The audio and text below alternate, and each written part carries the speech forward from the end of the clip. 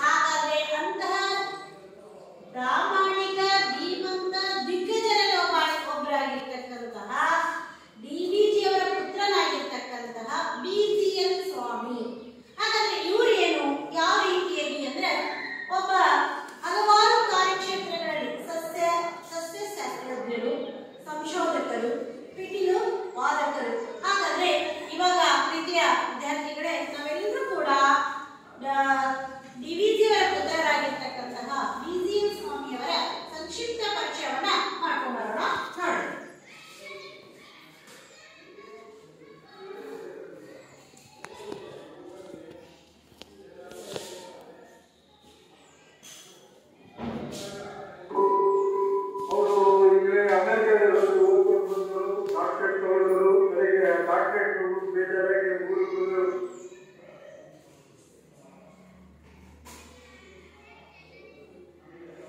ಬಂದಿರು ಕೂಡ ಏನ್ ಮಾಡ್ತಾರೆ ಅಂದ್ರೆ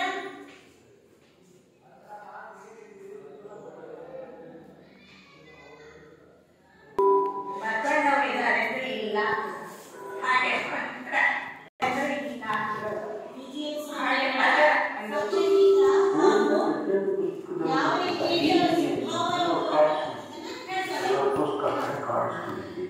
ಕಚೇರಿಗೊಂದು ಸುಮಾರು 3,500,000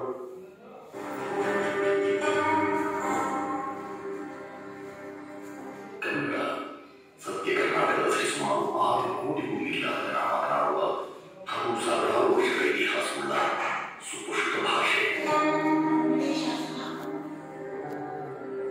ಕನ್ನಡ ಸಾಹಿತ್ಯ ಚರಿತ್ರೆಗೆ ಸಾವಿರಾರು ವರ್ಷಗಳ ದೀರ್ಘ ಇತಿಹಾಸವಿದೆ.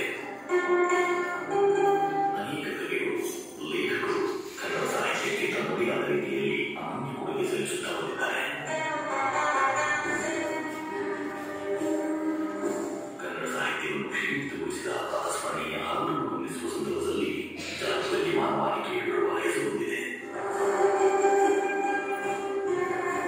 ತನ್ನ ಜೀವನದ ಬಹುಭಾಗವನ್ನು ಕನ್ನಡೀಯರ ನೆಲದಲ್ಲಿ ಕಳೆದು ಕನ್ನಡಕ್ಕೆ ಹಸೂರು ಹೊನ್ನು ಪರಿಚಯ ಮಾಡಿಕೊಟ್ಟ ಶ್ರೇಷ್ಠ ಸಸ್ಯವಿಜ್ಞಾನಿ, ಶ್ರೇಷ್ಠ ಪ್ರಾಧ್ಯಾಪಕ, ಸಂಶೋಧಕ, ಬಹುಮುಖಿ ಆಸಕ್ತಿಗಳ ಲೇಖಕ ಡಾಕ್ಟರ್ BGL ಸ್ವಾಮಿಯವರು.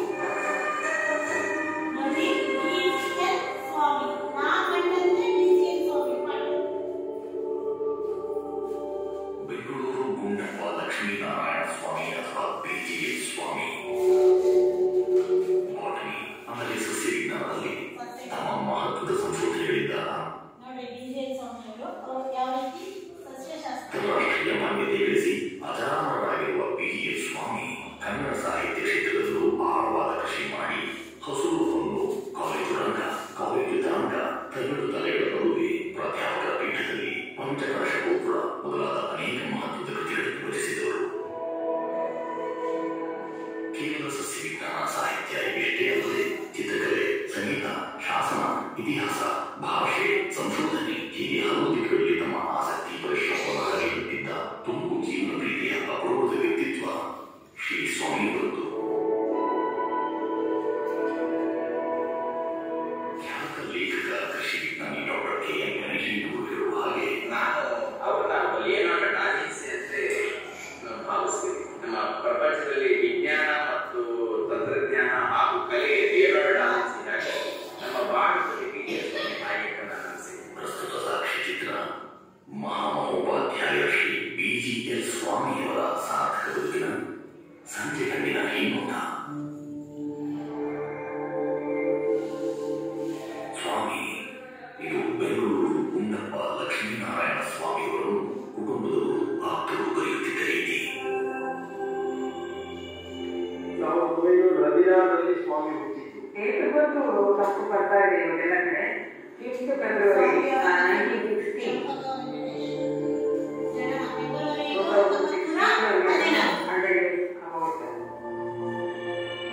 ತಂದೆ ಕನ್ನಡದ ಸುಪ್ರಸಿದ್ಧ ಸಾಹಿತಿ, ಪತ್ರಕರ್ತರು, ರಾಜಕೀಯ ತಜ್ಞರು, ಕನ್ನಡದ ಶ್ರೇಷ್ಠ ದಾರ್ಶನಿಕರು ಹಾಗೂ ಮಂಕುತಿಮ್ಮನ ಗಡ್ಡದ ಕರ್ತೃವಾದ ಪೂಜ್ಯ DV ಗುಂಡಪ್ಪನವರು.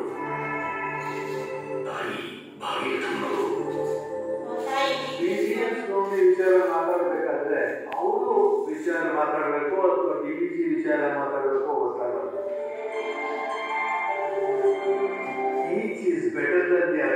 some respects.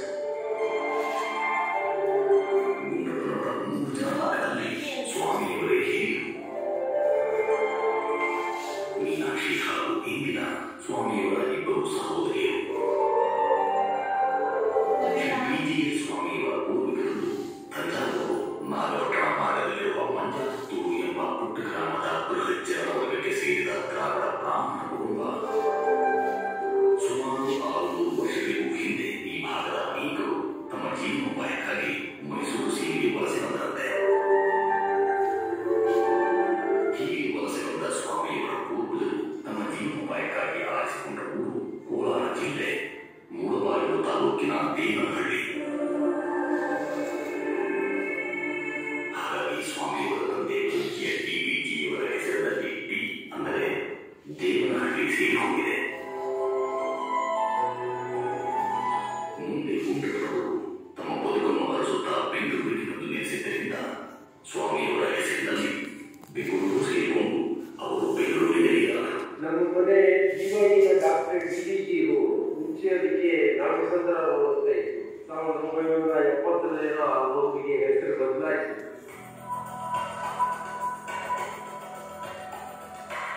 Total dimension of the time at DVG road was 150 by 150.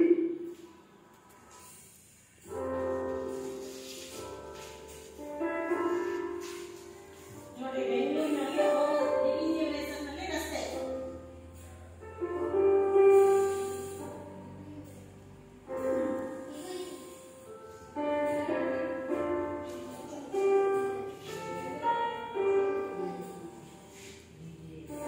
BGS ಸ್ವಾಮಿಯವರ ತಾಯಿ.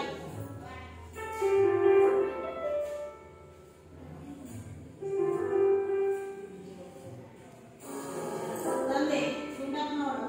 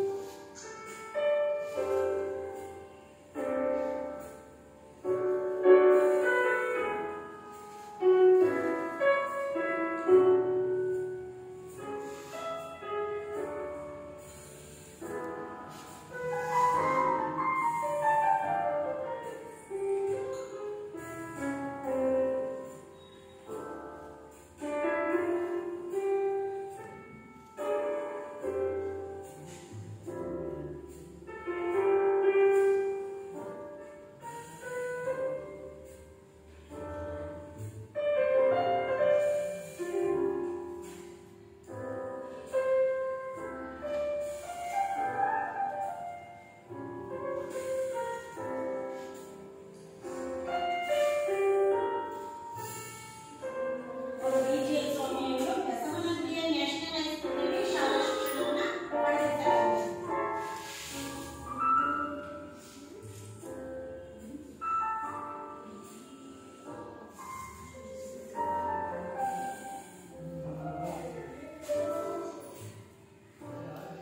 ಚಿಕಿತ್ಸೆದು ಈ ಕಾಲವಾಗಲೇ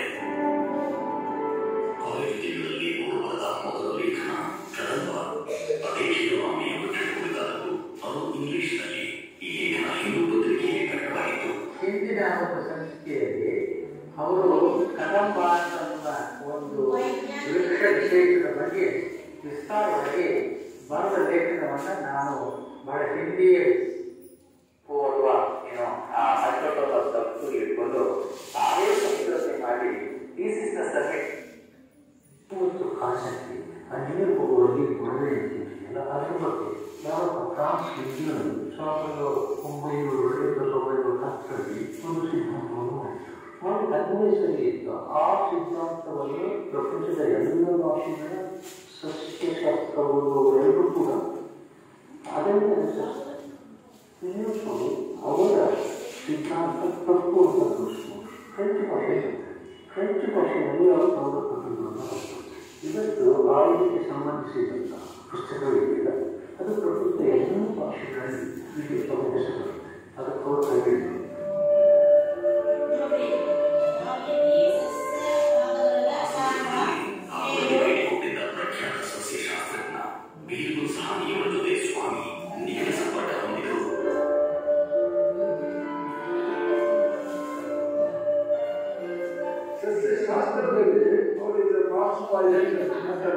ರಾಷ್ಟ್ರ ಕಾಲೇಜು ಪಕ್ಕದಲ್ಲಿ ಚಂದ್ರಶೇಖರ್ ಗುರವ ಅಂತ ಒಂದು ಸಂಸ್ಥೆ ಇದೆ.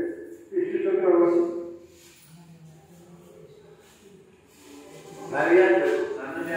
ಏನೋ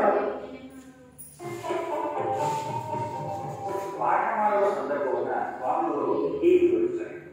ಕ್ಲಾಸಿಗೆ ಹೋದೆಂದರೆ ನನಗೆ ಬೇರೊಂದು ಲೋಕದಲ್ಲಿದ್ದೇನೆ ಎಂದು ಸ್ವಾಭಾವಿಕವಾಗಿ ಕಾಣಿಸುತ್ತದೆ. ವಿದ್ಯಾರ್ಥಿಗಳು ಕುಳಿತಿರುವ ಆ 4 ಗೋಡೆಗಳ ನಡುವಣ ವಾತಾವರಣವೇ ಬೇರೊಂದು ಲೋಕ. ಹೊರಗಿನ ಅರಿವು ಮರೆತು ಹೋಗಿರುತ್ತದೆ.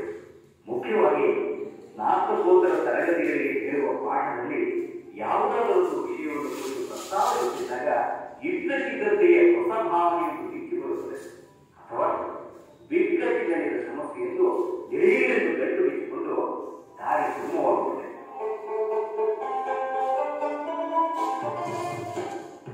And he agrees to one thing: if you are going to study only botany and if you are going to ನಮ್ಮ ದೇಶದಲ್ಲಿ ಯಾವ ಸಮಸ್ಯೆಯ ಬಗ್ಗೆ ಸಂಶೋಧನೆ ನಡೆಸುತ್ತೀರಿ ಎಂದು ಕೇಳಿದರೆ ನೀವು ಏನ್ ಹೇಳಿದ್ರೆ ಅದನ್ನ ಮಾಡ್ತೀವಿ ಸರ್ ಎಂದು ಹೇಳುತ್ತಾರೆ.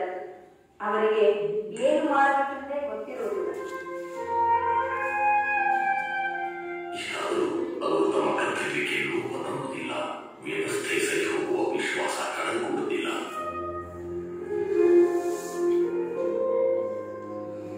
ಪ್ರೆಸಿಡೆನ್ಸಿ ಕಾಲೇಜ್ ಪ್ರೊಫೆಸರ್ ಆಗಿದ್ದಾಗಲೇ ಡೆಲ್ಲಿಯಿಂದ ಒಂದು ಆಫರ್. ಡೆಲ್ಲಿಯಲ್ಲಿ ಒಬ್ಬರು ಹಫೀಜ್ ಮೊಹಮ್ಮದ್ ಇಬ್ರಾಹಿಂ ಅಂತ scientific research and cultural affairs ಮಿನಿಸ್ಟ್ರಿಗೆ ಮಿನಿಸ್ಟರ್ ಆಗಿ ಅವರು ಉರ್ದು ಸ್ಕಾಲರ್ ನೆಹರುತ್ತಾರೆ.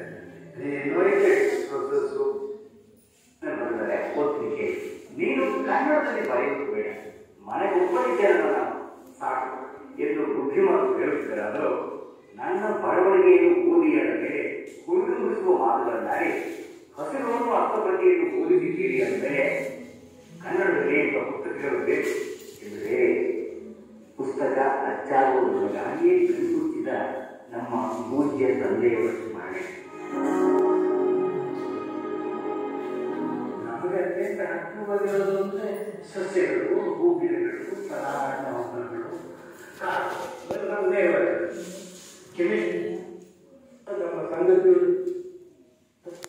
ವಯಸ್ಸಾದ ಹುಡುಗರೊಂದಿಗೆ ಏನೋ ಸಂದೇಹ ವ್ಯಕ್ತಪಡಿಸಿದೆ. ಅದಕ್ಕೆ ಅವರು ನನ್ನನ್ನು ಊರುಗಳಿಂದ ನೋಡಿ ಸಾಕ್ಷಾತ್ಯ ಪಡಿಸಿದ ನನ್ನ ಅಭಿವೃದ್ಧಿ ಇದನ್ನು ಒಪ್ಪಿಕೊಂಡಿದ್ದಾರೆ. ನಿಮಗೆ ಎಲ್ಲರಿಗೂ ನಮಸ್ಕಾರ. ಇಂದಿನ ವಿಡಿಯೋ ಪಾಠಕ್ಕೆ ತಮಗೆಲ್ಲರಿಗೂ ವಿದ್ಯಾರ್ಥಿಗಳ ಹಾಗೂ ಗೌರವಾನ್ವಿತ ನನ್ನ ಶಿಕ್ಷಕ ಮಿತ್ರರೇ, ಸಾಧನ ಇಲ್ಲಿವರೆಗೂ ವಿದ್ಯಾರ್ಥಿಗಳೇ BGM ಸ್ವಾಮಿಯವರ ಒಂದು ಪರಿಚಯವನ್ನ ಸಾಕ್ಷಿ ಚಿತ್ರದೊಂದಿಗೆ ನೋಡಿದ್ವಿ. ಈಗ ಪಾಠವನ್ನ ಕವಿ ಪರಿಚಯದೊಂದಿಗೆ ಪಾಠವನ್ನ ನೋಡೋಣ. ಬರ್ಕೊಂಡಿರ್ತೀವಿ.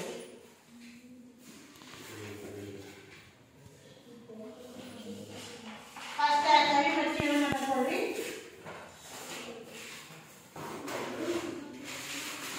ಶಿಕಾರಿಪುರ ವತಿಯಿಂದ ಕಾಣ್ತಾ ಇರಬಹುದು, ಶ್ರೀ ರಾಮಕೃಷ್ಣ ಪರಮಹಂಸ ಬರ್ತಾ ಇರಬಹುದು, ಇಲ್ಲ ಬಹಳ ವಿಶೇಷವಾದ ಶಾರದಾ ಇದನ್ನ ಬಹಳ ವಿಶೇಷವಾದ ಅಂಶ. ನಮ್ಮ ಶಿಕ್ಷಕರ ಮುಖ್ಯ ಅಂದ್ರೆ ಭಾಷಾಭ್ಯಾಸ, ನಮ್ಮ ಕನ್ನಡ ಭಾಷೆಯ ಬೀಜ ಸ್ವಾಮಿ. ಅದರ ಜೊತೆಯಲ್ಲಿ ಸಾಹಿತ್ಯ ಕ್ಷೇತ್ರದಲ್ಲಿ ಅತ್ಯಂತ ಶ್ರೇಷ್ಠವಾದಂತಹ ಕಾದಂಬರಿಕಾರರಾಗಿ ಮತ್ತೆ ವ್ಯಕ್ತಿಚಿತ್ರದ ಬರಹಗಾರರಾಗಿ ಮತ್ತೆ ಸಾಹಿತಿಯಾಗಿ ಚಿಂತಕರಾಗಿ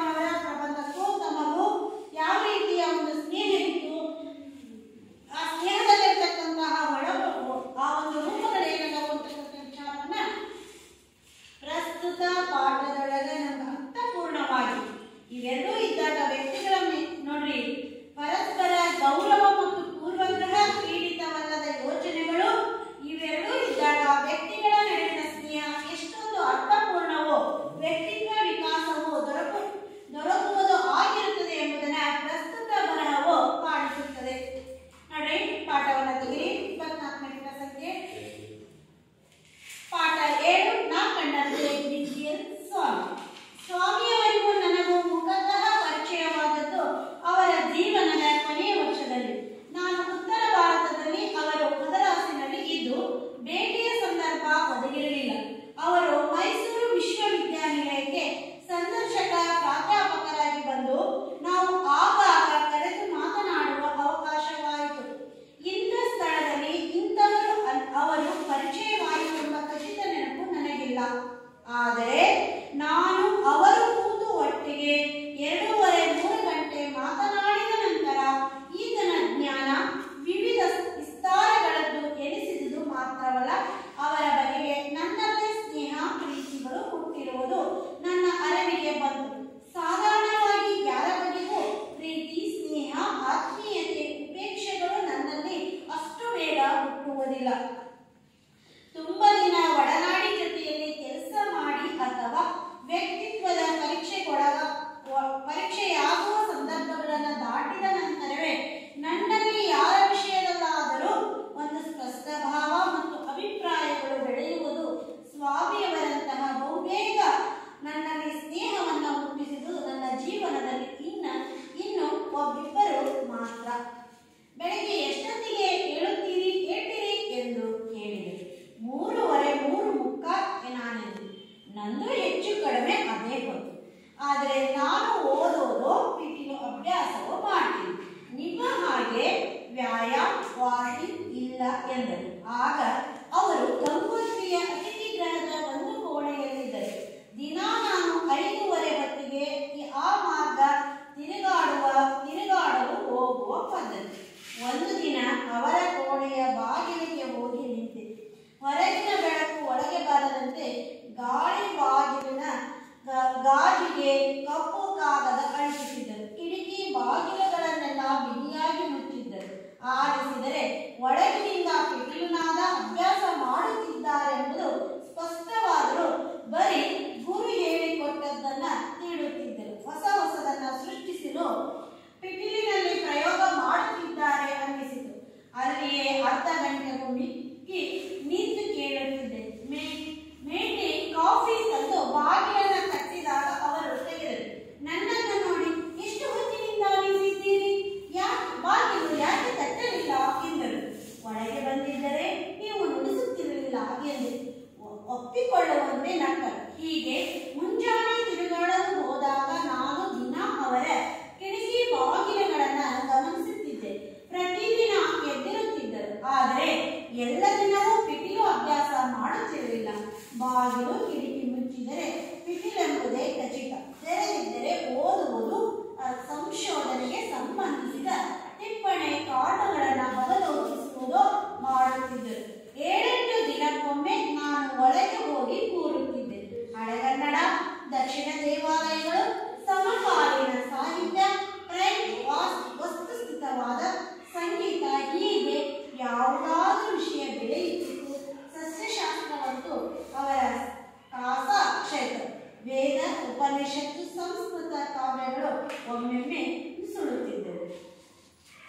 ಮನಸ್ಸನ್ನು ನೋಡ್ಕೊಳ್ಳಿ. ಅದರ ಜೊತೆಗೆ ಪದಗಳ ಅರ್ಥವನ್ನು ಹೇಳ್ತೀನಿ, ಬರ್ಕೊಳ್ಳಿ.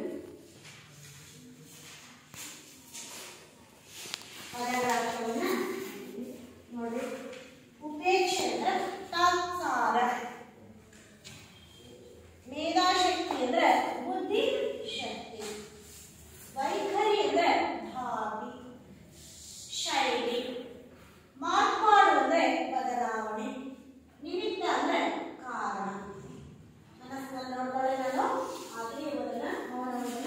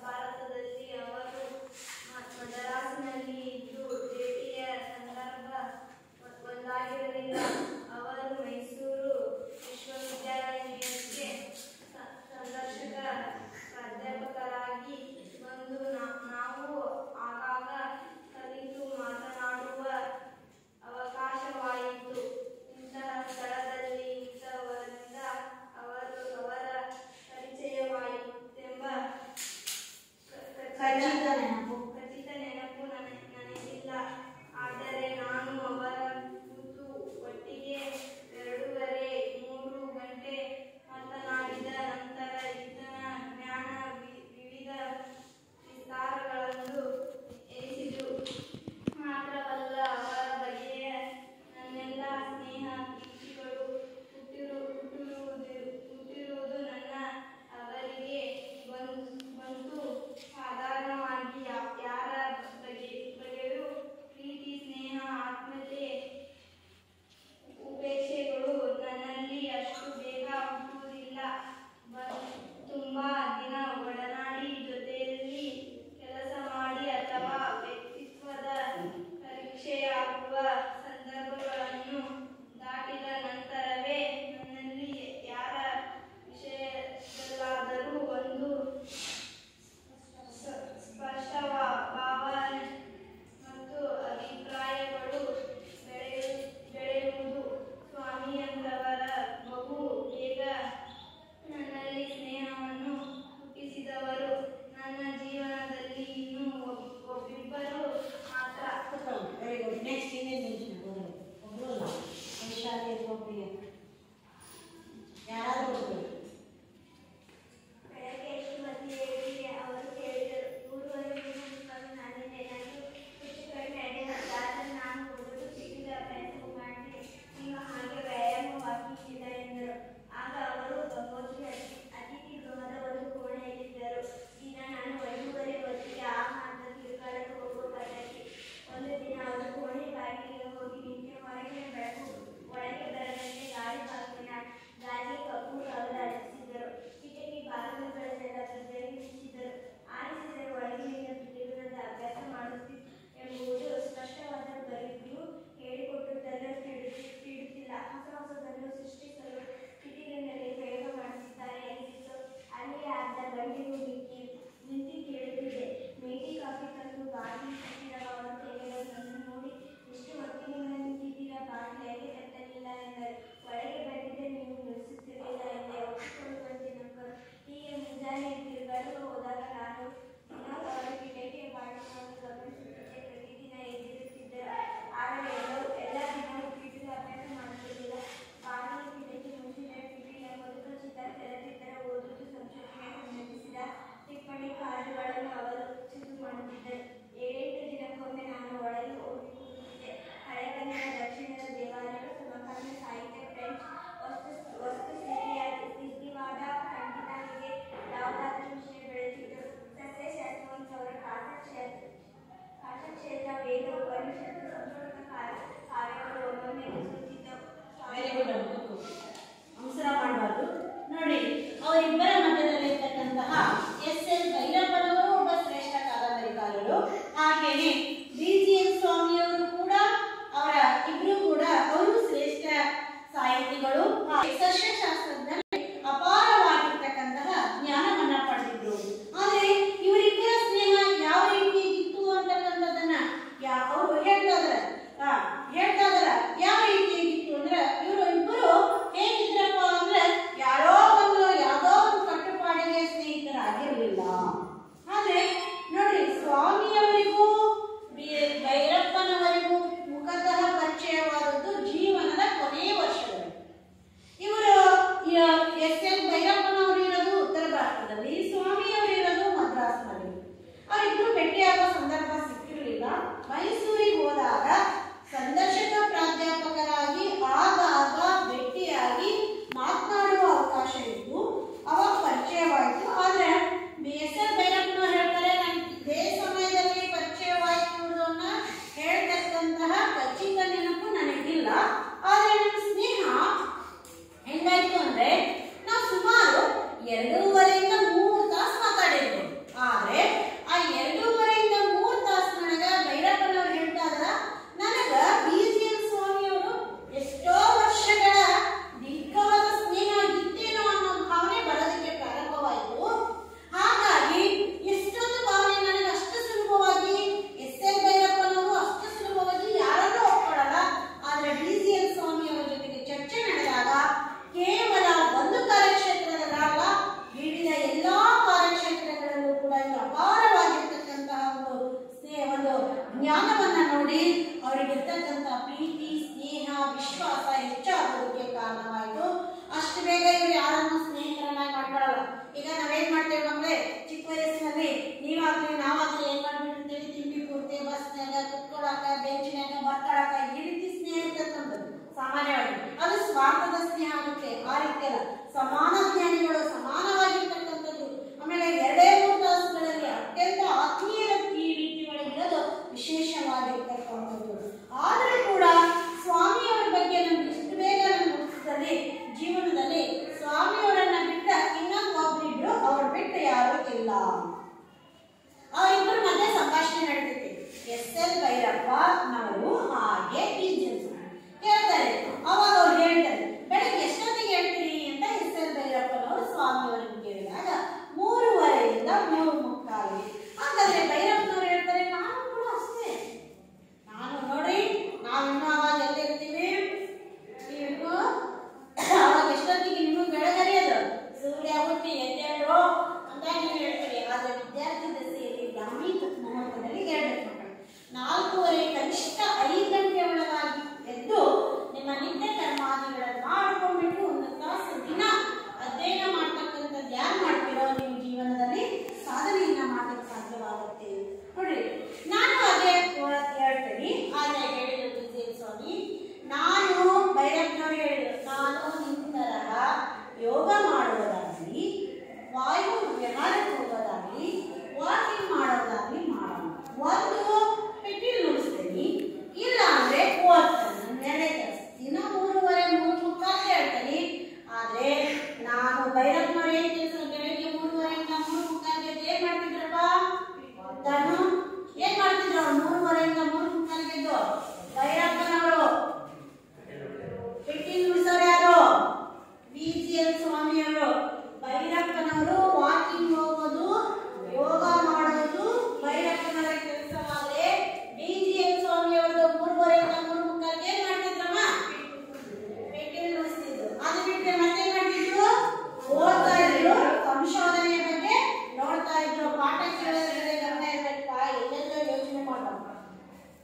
ಹಾಗಾದ್ರೆ ಇವ್ರು ಏನ್ ಮಾಡಿದ್ರು, ಅದೇ ರಸ್ತೆಯಲ್ಲಿ ಇರೋದ್ರಿಂದ ನೋಡೋಣ ನಡಿ ಅಂತೇಳಿ ಮಾನಸ ಗಂಗೋತ್ರಿಯಿಂದ ಹೋಗುವ ಒಂದಿನ ನೋಡಿದ್ರು. ಎಷ್ಟಿತ್ತು ಮಕ್ಕಳೇ ಅಂದ್ರೆ, ಕೋಣೆ ಎಲ್ಲೂ ಬೆಳಗ್ಗೆ ಬರದ ರೀತಿ ಒಳಗೆ ಸಂಪೂರ್ಣವಾಗಿ ಕಪ್ಪು ಕಾಗದದಿಂದ ಆವರಿಸಿದ್ರು. ಅದು ಬಾಗಿಲು ಹಾಕಿದ್ರು. ಬಾಗಿಲು ಪಕ್ಕದಲ್ಲಿ ಹೋಗಿ ಲೇಖಕ್ಕೆ ಏನ್ ಮಾಡಿದ್ರು ಭೈರಪ್ಪನವರು, ಈ ಹೋಗಿ ನಿಂತಾಗ ಅವರಿಗೆ ಪಿಟೀಲ್ ನುಡಿಸೋದಕ್ಕೆ. ಅನಂತರದಲ್ಲಿ ಅವರು ಹೀಗೆ ದಿನನಿತ್ಯ ಅವರು ಕಾಯಕ ಮಾಡ್ತಾ ಇದ್ರು. ಸುಮಾರು 1 ವಾರ 8 ದಿನ ಆದ್ಮೇಲೆ ಒಳಗೆ ಹೋಗ್ತಾ ಇದ್ರು. ಆದ್ರೆ ಇವ್ರು ಬಾಗಿಲ ಬಳಿ ಹೋಗಿ ನಿಂತರು, ಬಾಗಿಲನ್ನು ಬಡಿಲಿಲ್ಲ. ಸುಮಾರು 6 ಗಂಟೆ ಹೊತ್ತಿಗೆ ಯಾರು ಬಂದ್ರು, ಟೀ ಕೊಡೋದಕ್ಕೆ ಮಾಡಿ ಬಂದು ಬಾಗಿಲನ್ನ ಬಡಿತಾರೆ. ಅವಾಗ ಕೇಳ್ತಾರೆ, ನೀವ್ ಯಾವಾಗ ಬಂದ್ರಿ, ಎಷ್ಟೊತ್ತಿನಿಂದ ಬಂದ್ರಿ, ಬಾಗಿಲನ್ನು ತಟ್ಟೋದಾಗಿತ್ತಲ್ಲ ಅಂತ ಬಿ.ಜಿ.ಎಲ್. ಸ್ವಾಮಿಯವರು ಕೇಳ್ತಾರೆ. ಅದಕ್ಕೆ ಭೈರಪ್ಪನವರು ಹೇಳ್ತಾರೆ, ಬೇಡ, ನಾನು ನಿಮ್ಗೆ ತೊಂದರೆ ಕೊಡೋದು ಬೇಡ, ನೀವು ಆಳವಾಗಿ ಅಧ್ಯಯನದಲ್ಲಿ ತೊಡಗಿದ್ರಿ, ಅದಕ್ಕೋಸ್ಕರ ಪ್ರತಿನಿತ್ಯ ಕಾಯಕ ಮಾಡ್ತಾ ಹೋದ್ರು. ಅವ್ರ ಬಾಗಿಲು ಕಿಟಕಿಗಳನ್ನ ಮುಚ್ಚಿದ್ರು ಅಂದ್ರೆ ಮಕ್ಕಳೇ ಏನ್ ಮಾಡ್ತಾ ಇದ್ರು ಅವರು? ಪಿಟೀಲು ಮುಡಿಸ್ತಾ ಇದ್ರು. ಬಾಗಿಲುಗಳು ಕಿಟಕಿಗಳು ತೆರೆದಿದ್ರೆ ಅವ್ರು ಏನ್ ಮಾಡ್ತಾ ಇದ್ರು? ಓದ್ತಾ ಇದ್ರು. ಇಲ್ಲ ಅಂದ್ರೆ ಯಾವುದಾದರೂ ಸಂಶೋಧನೆಗೆ